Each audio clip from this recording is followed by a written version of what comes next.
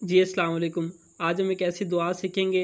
अगर आप इस दुआ को रात सोने के टाइम में एक दफ़ा पढ़ते हैं, अगर आपके गुनाह समंदर की झाग के बराबर हैं, वो सभी माफ़ हो जाएंगे। हम इस दुआ का तर्जुमा और इसकी फजीलत जानते हैं। दुआ के अल्फाज हैं ला इलाहा इल्लल्लाह। ये पूरी दुआ है। आपने इसका स्क्रीनशॉट लेके अपने मोबाइल फ़ोन में महफूज कर लेना है। रात सोने के टाइम इसको एक मरतबा बिस्तर पर जाने से पहले पढ़ना है।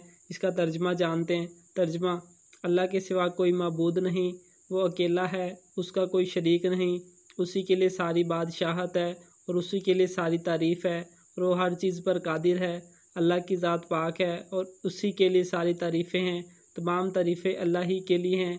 अल्लाह के सिवा कोई माबूद नहीं और अल्लाह ताला बहुत बड़ा है।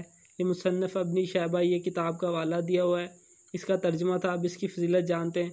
फ़ायदा: हज़रत अबू हुरैरा रज़ी अल्लाह अन्हु फरमाते हैं कि जिसने बिस्तर पर जाते हुए ये कलमात पढ़ लिए, इसके गुनाह माफ़ कर दिए जाएंगे, अगरचे वो समंदर की झाग के बराबर ही क्यों ना हो। यानी कि इसको आपने रात सोने के टाइम सिर्फ एक मरतबा पढ़ना है बिस्तर पर जाने से पहले। तो इसकी फजीलत ये है कि अगर आपके गुनाह बहुत ज़्यादा समंदर की झाग के बराबर, तो वो सभी माफ़ कर दिए जाएंगे।